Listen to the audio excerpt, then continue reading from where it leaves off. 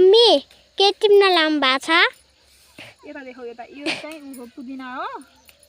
बासमती पनि भन्छ यस्तो मिठो बास्ना छ यसको वाउ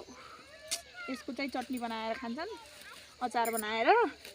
साह्रै मिठो हुन्छ मिठो भन्दा नि यसको अब कतिलाई मिठो लाग्छ कतिलाई मिठो लाग्दैन त्यो आफ्नो आफ्नो इच्छा हो यो चाहिँ साह्रै फाइदा छ भन्छन् साथीहरू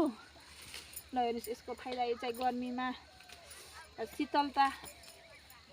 दिन्छ अरे यसले यो धेरै राम्रो चिज हो यो चटनी बनाएर पनि खान सकिन्छ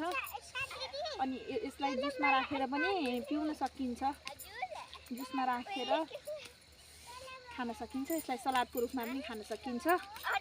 धेरै फाइदा छ गर्मीको हजुरहरु पनि खानु होला यो मिठो नभए पनि फाइदा चाहिँ यसको धेरै छ बास्ना चाहिँ राम्रो हुन्छ यसको कसैलाई मन पर्छ कसैलाई मन पर्दैन साथीहरु यसको फाइदा धेरै छ सबभन्दा हजुरहरुले के भन्नुहुन्छ यसलाई कमेन्ट गर्नु होला ल हजुरहरुलाई मन पर्छ कि नै मन पर्छ भने भन्नु होला धेरै छ हाम्रो यो बारीमा एकदम धेरै छ मन पर्छ भने हजुरहरुलाई